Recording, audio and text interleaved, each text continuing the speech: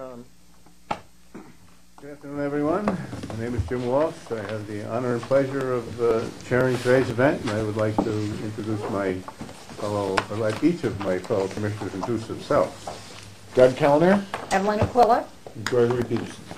And Mr. Todd, would you like to start off on your side? Todd Valentine. Kimberly Galvin. Paul Collins. Joe Burns. Anna Svizzero. John Conklin. George Stanton. Bill McCann. Bob Brehm. Bob Warren, election operations. Bob Grunsmack, Tom Wood, NYSVoter. Sue Stewart, League of Women Voters. Amy Allo, League of Women Voters. Thank you, everyone. Minutes of our previous meeting, January 14, 2010. Have a motion? So moved. All second? Second. All in favor? Aye. Opposed? Carried. Unit updates. Co-Executive Director, Brehm, Todd Valentine.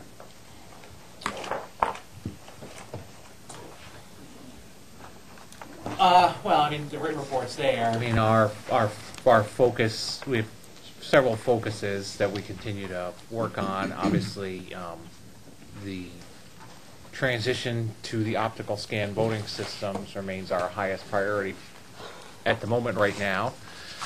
And we did meet with the County Board of Elections at their winter meeting at the end of January to go over those issues. We've had some contacts with outside entities that have to deal with that transition as well. Again, it's not their use of the machine that we're concerned about. They need to understand what our position is, so we're just making sure that we reach out to other organizations that do use the lever machines, and they should understand what's going on with the transition. That's the State Education Department for the school districts. We'll need to reach out to the New York Conference of Mayors to deal with the villages and cities that might have special elections or run their own elections, as well as the Association of Towns, which do run special elections. The odd county special election, which some counties do run, but those are pretty much run by the county boards, as well as the Fire District Association. Theirs aren't till, so there's all, we have to deal in time with who's coming first, so we have to just understand. So we've been slowly working on that, and we continue with other administrative functions.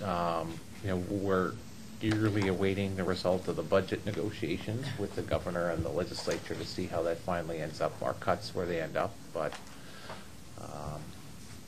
all in all, a lot of meetings occurred, but it's been a month that's moved, a very positive month, I think. Let's move forward. And compliance with MOVE, I guess, is the other Yes. big project we're working on.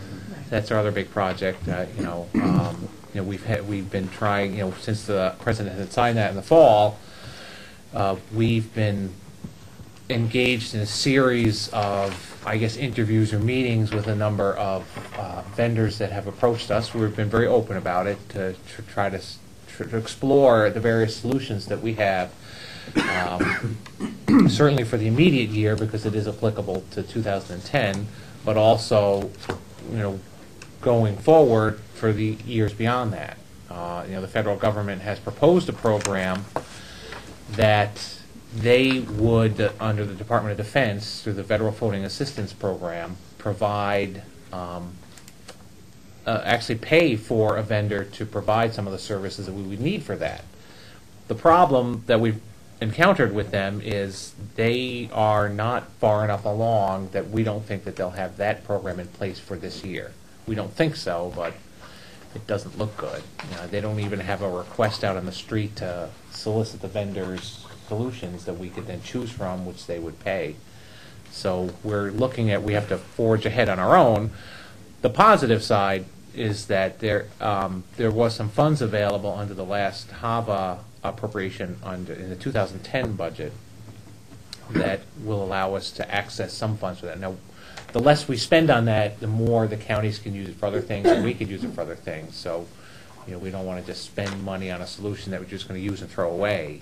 We'd like to leverage that for this year and then going forward. So that's what we've really been had a team of staff meeting with a number of vendors on that. We have more meetings next week. Does each state pick its own vendor?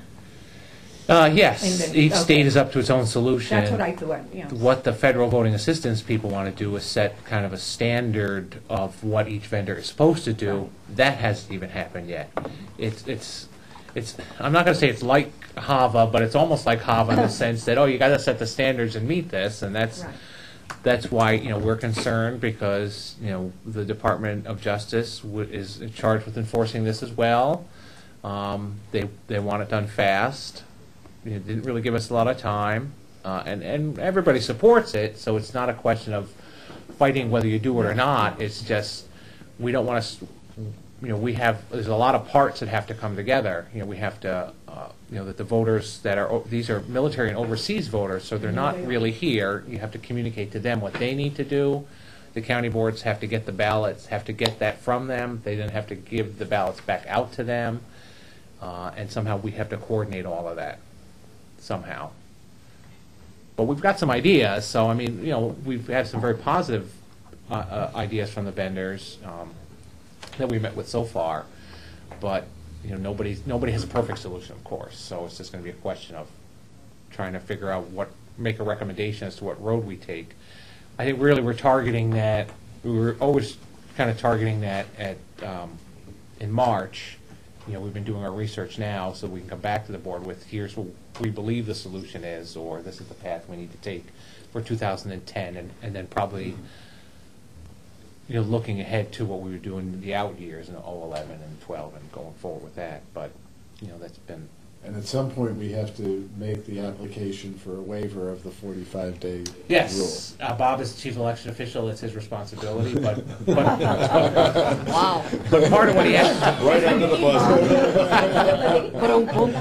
That's very subtle. But before he does that, he needs to have a plan from the state in order to because he can't obviously comply on his own. It's And they have to have the waiver process. When I spoke which to... it doesn't exist, right? First of all, in this program, we heard from the Federal Voting Assistance Program in November. They promised us things would move along in December. December, we received a press release which reiterated what they told us in November. In January, when we went to the conference, they stood in front of the room and told us what they put in the press release in December.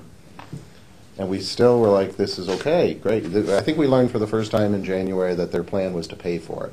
We thought that was a brilliant idea. We like it. And we specifically asked, in light of how hard it is for federal procurement, how do you think you'll get this done in time?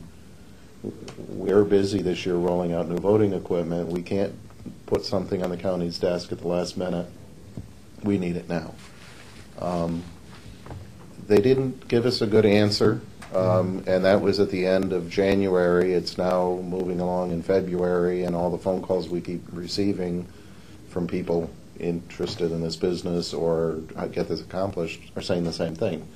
Nothing's come out yet. We don't have the RFQ on the street yet. We don't have the solution yet. We don't know how we're going to meet the deadline yet. So we've been moving along on a parallel track. We've let the federal government know that our intention is to be, certainly when you have a plan, if it meets our requirements and you're willing to pay for it, it sounds like the best plan we've heard so far. But, we don't think you're going to get done in time, so we have to have a parallel track. And at the point where we really have to make a decision, maybe we have to pay for it in the first year and try and get them to reimburse us, or maybe we pay for it in the first year and we go forward in the future and they pay for it, as long as one of the vendors we select is also one that they select. So I think we want a good solution for New York. We want a timely solution that we can implement this year. But the waiver, they still don't have the waiver process. They're still negotiating with the Justice Department as to the magic words. We asked them to please let us know as soon as possible because our intent was to submit something to them. Our theory is we'll have our research done in February and have a solution plan for March, and that would be when we would like to submit a waiver. And I did suggest to them if they don't have a plan in place by March, we would just type up our own request and submit it anyway. Because if they reject our waiver application, we at least need time to respond to it or to deal with the consequences. So we can't let them do to the waiver like they're doing with their implementation, and we find out the day before the primary that we had to have moved it. So They promised to get us answers, and we promised to keep asking them questions. But other than that, I think I think we, from our perspective, I think there are a number of solutions that will allow us to comply this year. And I think what we're looking at in the long run is how to make that a more seamless process for the county boards. We have few options for this year as to what's doable because of the If we were time. to pay our costs, how much that would be, any idea? I have some ideas, but we don't have all the cost estimates in yet, so maybe we could share them as if they're part of our contract negotiations offline Yep. in an executive session. Bob, will it be completely funded by federal money, or will it be federal and state money? So far, there's, I don't know what the total solution will be, but certainly we have enough 2010 requirement payment to at least cover what we think the anticipated cost will be, and probably have some requirement payment left over. And that's the real That's- issue. so I think it's How all much federal. will be- As Todd said, is how much will be left over. Yes, I because- heard him say that, yeah. So I think if the feds are willing to pay for it, that'll pay you for a large chunk. And then what do we do to integrate it with our existing system to make the county's long-term use of the system more, user-friendly? So they don't have to do certain tasks twice. They could maybe more seamlessly do those. We'd like to give them that functionality as early as possible, but just the procurement to touch the county system and make any change between their system and our system is going to take more time than we'll allow this year, and we don't want to be butting up against this fall's election with changes that will negatively impact on the time they need to roll out new voting equipment also. Thank you. Any more questions? Legal, Kim Galvin? Thank you, Commissioner. I don't know if Todd mentioned, but we all attended the ECA's winter conference, learned a lot there from the counties. We participated in many of the county commissioner calls and the MOVE Act meetings and discussions. We answered a variety of calls from the various people throughout the state regarding the upcoming village elections and the machine transitions. And of course, what I and I think Paul spend most of our time on is supporting the operations unit with the machine rollout. And we spent a considerable amount of time monitoring that, working with OGS on the ad requests and the contractual issues they may have, and also monitoring, I think when we last met there was 2 counties that had not submitted machine requisition orders. We followed that process through. They did in fact submit their requisitions, and we had increased communication with the Department of Justice. We worked with the acceptance testing folks on monitoring the number of machines and what the timeline means with regard to the federal court order. And just when you think that you have it all straightened out, we were served with an order to show cause returnable tomorrow, asking for a restraining order with regard to the New York City choice and machine selection. So that's basically what the unit has been doing. Paul, do you have anything to add? Not really. We finally resolved an appellate division case out of the second department, the Schollenberger case, packed down in White Plains, and it was an interesting decision because the court upheld the lower court's granting of discovery in a 5-voter action to go look at the books and records of the PAC. So that's kind of an interesting twist. It is. More questions? Thank you. Election operations, Anna? Thank you, Commissioners. We're happy to review anything that's in the written report. We don't have much to add to that, other than to advise you that with acceptance testing needs, the Westchester and Suffolk units that they purchased are being acceptance tested now and are being moved out of the building as quickly as possible. The Nassau County purchase order has been finalized, and now that that is in place, acceptance testing on those units will commence, and we expect them to see their first units later next week. We have been efforting some research with regard to overvotes for a conference call that we're going to be having next week with advocates. We have been responding to some of the issues that county boards raised at the conferences that we attended, both in person in January and on the phone with the pilot review committee, to determine how those impact systems and if we need to revisit regulations or procedures or both. We're in a significant procedure writing, editing mode with NYSTech, which is daunting, to say the least. It seems like every procedure that you touch to tweak based on pilot project feedback kind of spider webs and touches 15 others. So it's quite the process, but we are moving through that as well. We are efforting getting election results from the 4 counties that conducted special elections earlier in the month, and we did provide paperwork to New York City for the special election that's going to be conducted in March. I don't have anything else to add unless there's something you would like for us to elaborate on. Joe, do you have anything? The progress with respect to the outstanding issues from voting machine certification. We've had an initial conference call with both vendors. Bob Warren did with NYSTech. We clarified what we expected the feedback to be. We gave them an initial deadline for the documentation findings to be resolved. And we have a conference call scheduled for, I think, late next week or early the following week. Right. Respond to each of the open issues. So that we can get those responses and a timeline for when those submissions can come in, and then what kind of testing would be resultant from how they approach those findings. But we thought at least the documentation issues being the most important if they affect the manuals and how materials are distributed in the county and how they are to be interpreted was critical. So we expect that to be done in, again, another session in about a week and a half or so. And then we'll see if we have to have on-site meetings for anything beyond that. Further questions? Thank you, Amanda. Thank you. NVRA Public Information, John Conklin.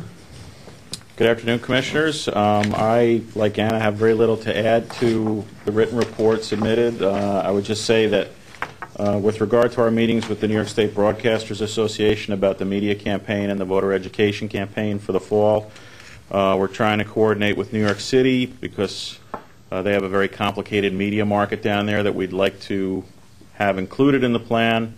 Those meetings are ongoing and going forward. Questions? John, could I ask John? Sure. John, is the language a big thing in New York City? We are incorporating as part of the campaign Chinese and Korean. The hope is to have both of those on radio stations in New York City. Good. We are also planning on doing a Spanish language. The Spanish will also be on the radio as well. What happened with Spanish? I jumped to the Asian languages. Right. Spanish will also be part of the radio campaign, and we're also making plans to do a Spanish television spot. Good. Yeah. Okay, thank you, John. Sure, absolutely. Thank you, John. Campaign finance, Bill McCann. Thank you, Commissioner. Just to highlight a couple things in the written report. We had record activity with regard to the January periodic filing.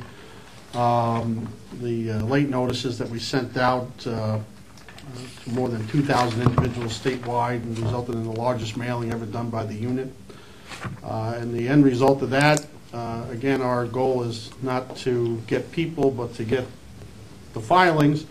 The original well over 2,000 people that received the late notices, we ended up today was the order to show cause. We sued 486 people. So while that's a record number also, we did get market compliance as a result of the late notices in the process that we had. So it was the biggest mailing we've ever done. Bill, that's 486 against how many filings? It's like well, we have well in excess of 11 to 12,000 registered filers. So again, it seems like a lot, and it is a lot. The 486 is the record, but on the other hand, we've seen an exponential increase in the number of filers we have. So We're hoping with our educational process, we will tend to see, as we have full implementation, or as we work towards full implementation of local filing, that you'll see, we hope that number go down. But again, we do see a large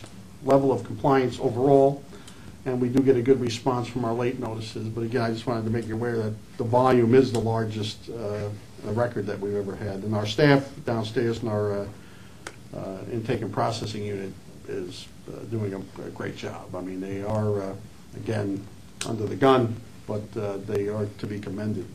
And other than that, we're doing the regular business of the board, and I'd be happy to entertain any questions. Thank you, Bill. Right to you, George Stanton. Yeah, I know how everybody's eyes love to glaze over when I start talking. I don't, like everybody else, I don't really have a lot to add to what is in the written report, but just to highlight them. We've, doing the usual day-to-day work of monitoring NYSVoter, which in itself is a pretty good-sized task. We have had a couple of counties in the last couple of months change their the ways they communicate with us. They keep changing internet service providers and things like that. We got a couple of them right now we're working with to get reconnected, but sometimes takes a week or so to get them going again.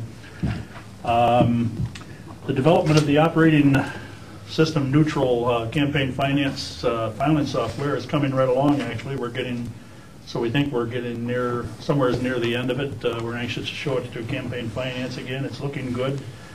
One drawback we have to that is even if we wanted to release it, we'd be a little bit afraid to right now, because that ethics bill that got vetoed by the governor actually had an extra filing in there, and before we can release new filing software, we have to know if there's going to be a new filing and when it's going to be, so that we can build it into the software. So that complicates things a little bit. And this has become less of an issue, really, because most of the Mac users out there now realize that they can run the Windows software anyway on their operating system, so it really, I don't think it's been a very big issue lately. Of course, the help desk staff worked with the filing, finishing the January periodic filings, getting those all loaded into the database, printed the certified mailers for campaign finances, 5-day letters, and that kind of thing. We did attend an initial kickoff meeting with the Office for Technology. As the governor announced in January, everyone is going to be forced to go to a unified statewide email system, which is run by OFT. And most everybody knows, including OFT, if they're watching, that I'm not a big fan of OFT. But this is one good thing I think it's a positive thing for the state to all be on one email system. And one of the benefits it's actually going to give us that we've run into problems with over the last few years, especially with the implementation of HAVA, is we get requests for emails, and it's really difficult in our current system to find emails related to a certain subject. The archiving that they do will allow us to do, one person to search everybody's email on a given subject and find all the emails pertaining to it for any court cases or FOILs or whatever. Other than that, we've also been involved with the looking at the MOVE Act solutions that are out there and see what we've done about that.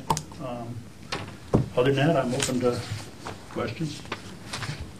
Mr. Chairman, could I ask one question that I have? Bill, I'm sorry to go back to you, but how are judgments? Have we issued any judgments? Are they being paid attention to, coming along, or anything? Sure, that's part of our regular course of business. Like, for instance, with today's lawsuit, we will sue 486 people. At the end of that, people who are under the lawsuit are directed to make their filing and to pay a penalty. At the end of that, on the return date, we'll update the court as to what the status is of those people, and then the court will enter a judgment against those people. And well, that wasn't really, I understood that when you were talking about the 486 earlier. I'm talking about the judgments that are out there that have been issued in the past. Mm-hmm. Are we getting any percentage of payments or people paying attention to that? I know It doesn't come to us, it goes to Sure. general fund. As you know, our process is to The judgment gets filed in Albany County Court, and then we send out a notice of entry and a letter explaining what the process is, and we give them about a month or so to pay and settle. If they don't, we then file the judgment in the county of residence of the person, and then that attaches to the real property and goes onto their credit, et cetera. So we found through that process that we do get a steady stream of compliance. Eventually, people either going to sell their real property or they run a credit report and that kind of thing. We see a lot of that. So again, with the resources that we have, we find that we do get a steady stream of. I know our first effort is to educate, that we really don't want to file judgments against people.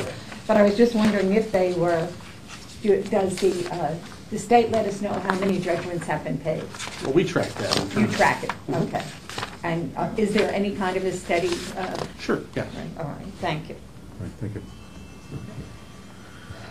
All right. Old business, where we're going to be hearing more and more of, I think, in the future is MOVE. You've heard it several times already this morning. I have an update on our progress toward implementing MOVE, which is Military and Overseas Empowerment Act. Who will take the lead on that? Well, I think we just did Yeah, that. we kind of just did that, yeah. Maybe I jumped the gun Yeah. by asking him Yeah, to. I don't know if there's anything more to add. All right. New business. Vote on a resolution to approve costs associated with the completion of required single audit. Bob Brehm and Todd Galvin. We participated last year for the first time in the federal single audit because we had spent over the required amount of money. And we completed that process. Little did we know that we also get billed for participating in the federal single audit. And this is our share of the state cost to do the audit, and because it was an audit of our implementation of the federal program, we can pay the audit money out of HAPA funds. So that's the proposal, is to pay for the audit out of the HAPA funds. So moved. Second? Second. All in favor? Aye. Opposed? Carried. Item B, vote on a resolution to approve the maintenance contract for services related to New York State voter data replication to the disaster recovery database. Tab 4. That's yours, George. Yeah, well, here again, I could probably make your eyes glaze over, but the short stick is that Replication is the software that's used to keep our NYSVoter database current in both this location and our disaster recovery location. Should we lose this location, we could cut over to the disaster recovery location and all of the voters would be there and everything would be up to date. And the resolution is just authorized to approve to renew this for $10,080 per year, utilizing half of requirement funds. So moved. Second. Second. All in favor? Aye. Opposed? Carried. Thank you. Item C, discussion regarding the overvote procedures and optical voting systems. Commissioner Kellner. This is an issue that has been brought to our attention by a letter that was addressed from a large number of voter integrity and good government groups and advocacy groups. That a study was done of the overvote screen, of the screens that are used on scanners to notify voters that their ballot contains an overvote. In other words, where the voter has voted for more people for a contest than is allowed, and so the vote for that contest would be invalid because they'd voted for more than the allowed number of people. And what the study pointed out is that the way the screens now notify voters skews the information given to the voter that makes it more likely that the voter will just press the override button so that the voter ends up casting an invalid vote than to take the ballot back and correct the error. And two states, Wisconsin and Florida, have addressed this issue by revising their screens. And so the advocacy groups have asked New York to take a look and do the same thing. Now, I understand that the staff had a meeting last week with the advocacy groups, and perhaps Anna could report on that, or Bob? Well, I'm happy to defer to anybody. I think it was more information gathering. They told us what their issues were and also told us what they wanted the outcome to be from those conversations. We have diverted Bob, unfortunately, from acceptance testing requirements to try to do some initial research on this. We're compiling that. We haven't had a chance to meet in-house yet to review the research that we can put together on what the systems do and what it would take to modify both of the systems that the board has certified. But once we do that, I think we'll be prepared for that follow-up conference call with those groups, which I think is scheduled for next week at some point, Thursday, I think. I would urge you to continue with that. I think specifically the groups are asking for two things. One is that they're asking that we revise the notices that go up on the screen. And the second thing they're asking is that the ballot automatically be rejected if there has an overvote. And my initial reaction on this is that I think they make a valid point on the screens. So, for example, the notification that comes up on the screen says you've overvoted, and a green button comes up that says override this, and a red button comes up that says take your ballot back to correct the error. So it does sort of skew it into pushing the override, as opposed to the red button that's in the form of a stop sign that says take your ballot back. And I saw what Florida had just done in revising this, which is just to reverse it, to say, in big letters, warning, your vote will not count in this contest. Please correct the error. And then the green button is to correct the error, and the red button is to override. It just changes it. Now, the other thing that the advocates have been asking is that the machine automatically reject the ballot and not let the voter do the override. And I'm not sure that they're right, that that's the best way to do it. All of this, unfortunately, does require work on the part of staff, and if we were going to change it, then the vendors would have to modify the software and submit it for recertification. Now, ES&S already did this in Florida, so if it was done properly in recertifying it in Florida, that we shouldn't have to go through a whole rigmarole in doing it in New York. We don't know yet what Dominion, what Dominion's response to it would be, but. I think there has to be a definition of what overvote means. I think you're going out and ask the man on the street and you say, what would it mean if you voted and came up overvote? Gee, I don't know. Because I've asked like 5 people. Out of the 5 people, 3 of them did not know. And they were across the span. I made sure I asked someone in their early 20s, and I asked someone who was about 50, and then I asked a senior citizen. And they all said, overvote? Only 2 had an idea. Well, I must have voted for the same person twice, or I must have voted one more than I was supposed to. But the other people said, overvote? What's an overvote? So I think there's a definition. We understand because we do this, but I think there's a question about people understanding. I may be wrong. Well, you have to look at the screen, the text of the they screen. really have to. I haven't seen the screen or how it does it, but I think there's even a question of the simplest language sometimes confusing people. And I think we need to pay attention to that. I'm not trying to add another dimension to fixing this problem, but try it. Ask a few people that you know who just go out and vote and really don't think about it the other 363 days a year, and see what answers they give you. I was shocked. I wouldn't be that shocked, I don't think. Would an overvote on, let's say, a councilmanic race or a town board race, would that invalidate the entire ballot? Just so if they hit override, the only one that they would lose their vote on that particular race. And the rest of them would go through. Yeah. And then, I agree, though, that there's no way that somebody's going to understand that by this custom of override button. Someone said, they give you a list sometimes for judges. Vote for the following. Vote for 4, and they give you a list of 8.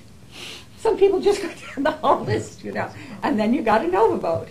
And it's, you know, oh, I You'll have a heck of a lot was- more than, with the lever machines, at least you were able to go in and the thing locked on you, and you said, what's wrong? Yeah. And they usually, you know, the inspector would say, why are you taking so long? Right. The machine jammed, no one Right. did, you voted 5 times or tried to vote 5 Yeah, times. right. When they only wanted 4 votes. You're gonna get a lot more of I that know. with the paper ballot here. I don't know, however, that we have the time for the elections of 2010 to get this done.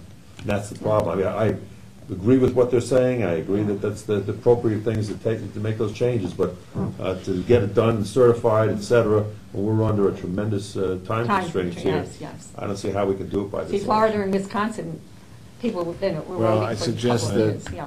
they continue to look at it. And Our communication with the group was one, and we explained our technical staff, Bob and his team are all up at the acceptance testing center. So we told them we had a preliminary call to listen to their concern and to hear firsthand what their questions were other than what was in the letter, and that we would use the 2-week period of time to find out what we could about what the systems did and what it would take perhaps to change them. Not saying, we all agreed to change anything, but if we had to change something, how long would it take, what would the process be, and that we would get back to them next Thursday. One of the other issues that we talked about is, the reality is going through with these new machines, there may be other changes that come along that we document that we need to do. So one, the procedure for doing changes, we need to make sure we're ready for. And, we were looking for information on our voter education page. I know, John mentioned what we're trying to do this year for voter education for the state, to go to the website and to learn how to use the equipment. We thought we could put more information, whatever the final, however the machine will be for this election, whether it's changed in time or not, to put more information on that education website as to what the voter experience is or will be if they see such a message on the machine, to make sure that we get as much information out to the voters as possible so that they at least understand what happens. And I think that also comes to mind a little bit because that Chautauqua County case had just kind of made it to the Court of Appeals last week, and having, a number of us watched either on the webcast or Paul and I had gone over in person. And the court was somewhat concerned about a number of things, but there were the 2 ballots that the scanner was unable to scan for whatever reason. They never really got into the issues in court as to why the scanner couldn't read them, but when the scanner couldn't read them, what should happen? The lower court upheld our regulation that said if the ballot was otherwise unreadable or machine processable, that they're counted by hand to the extent they can be, and they're added to the totals. And the lower court upheld that, this court. And a lot of the issues came up to is when the ballot went into the machine, what training is there for the voter to know, wait 8 seconds because it may kick right back at you, or what are they supposed to do once they put it in? We've trained the poll worker what to expect, but by the time the poll worker turned around and saw one of the pieces of paper in there, one of the voters had already left.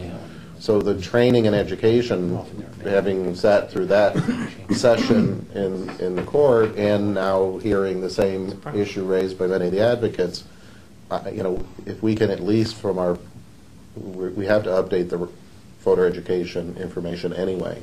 And we are going to spend some money to drive voters to that site to learn how to use it. We want to make sure it includes some of these examples so that at least the voter knows, ask for assistance, wait for something to happen so the machine accepted your ballot, or if it kicks it back out, or if it gives you a warning, what is the proper information to get to them. Is there any kind of simplistic explanation that we could put forth in each of the election districts? In the privacy booths? Maybe the Posted privacy, overvote means, or whatever we feel is the most important faux pas that they may make. Right, And it happens to be an overvote. Overvote means you have voted more than once, more than you can, and I can't even explain it now. Yeah. simple language. I'm going to have to read one of these things. I know what you mean. But It's just yeah. to put it out, as succinctly as possible, as plainly With as the most possible. simple language, You have to say, absolutely. this will not count. Yes. Therefore press red button, rather than press Right. green button. So at least they'll know. Right.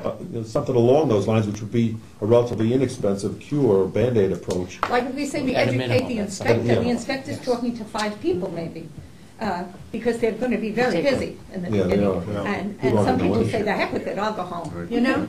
So I think we want to make the voter comfortable. I think that's very important. And with simple language. And a understandable. lot of the counties are spending their education money printing up brochures. So if there was some uniform language that we came up with, we could provide it to the counties as, here's language we think is clear. Yes. Yeah, or take a picture of Please- the screenshot that they see. Please so that they include it in any understand. mailing, Yeah. especially if we're helping to pay for the mailing. Maybe we could suggest more strongly that they include it, or they could at least put it in the website. Any of that standard language that helps. Yeah. I think, we're I all think- learning with the new equipment. Paul, like to make a comment. Paul? Commissioner Peterson, you're not alone in your question, because that's what the Court of Appeals was very, very interested in. What were the instructions in they kept using the term Precinct. in the polling place. I'm not quite sure they comprehended the difference between the privacy booth and the scanning area, but they wanted to know what were the instructions that were posted, where were they posted? They did, But they couldn't come up with language like I just did either. I bet you the judicial races are where it happens most often. It's true. That's why they're paying so much attention to it. I think that the brochure is a very good idea, but I think it also may be very daunting to some people. They see a brochure and they say, I have to read, 12 Yeah, someone's pages to staring go them in vote. the face. It has to be Yeah. these simple things. Do A, B, C, D, and you can vote. It can't be, now read this and read that, because it will discourage people from voting, and it will give them more things to make mistakes with. Well, I think it's obvious that we are in unanimous agreement Oh, here absolutely. that this is a very legitimate request, and that there is some more discussions will have to take place with some various entities. But please keep us informed and help us to come to a solution here if we can. We'll do that. I just wanted to point out, if you did overvote, if your overvote was a vote for the same person more than once, that vote will count one time. It's not, For example, if you were on it's not multiple lines. technically an overvote as Right. far as On you these, can. on these scanners now, that vote will actually count, so that won't be voided. But if you voted for 5 people instead of 4 in a vote for 4 race, then that is clearly an overvote, and that's where the voter becomes disenfranchised in that race only, as you pointed out. In other words, Anna, what you're saying, if I vote for Joe Blow on the Democratic line and on the People's Best Wish line and on the conservative line, that would only count once. Right. Yes. And that would not come as But a if you warning. voted where it says vote for 3, but you voted for 4, you have an overvote. Right. I understood that, but I want people out there. No, I just want to be clear that Yes. not all of those votes would be lost. Right. Which party would be recorded as the vote? The first appearance of the candidate's name. And when there are 4 on one side, 4 on the other, how is that numerically laid out? Is it Well, vertical? we're still staying consistent with the ballot layout in that column order, so your name would always appear in the same column, only on multiple lines. Okay. So if you were on the Republican line, conservative line, working families line, the Republican vote would count, whatever the first appearance of that Of the candidate's vote. name is. So if you were on there 3 times, Republican, conservative working family, if they voted for you, conservative working family would be the first appearing, so conservative. So it starts at the top. So it wouldn't move it up to Republican if they didn't vote for that person. It's where you first voted It's for where that they first candidate. voted for that candidate, the highest appearing, or the first appearing. In New York City, sometimes they're across the ballot. You know what I mean? This is the Same idea. It's the same Republican line, idea, Same but idea, it's- okay. Right. Whoever they hit first counts. Right. Well, thank you. Executive session, we have a motion? Before we do that, could we set the date for the next meeting? And I don't think there's anything for us to Well, vote the on week- after The week of executive March session. 13th, I'll be away. Well, I was suggesting maybe the 22nd or the 23rd. Okay.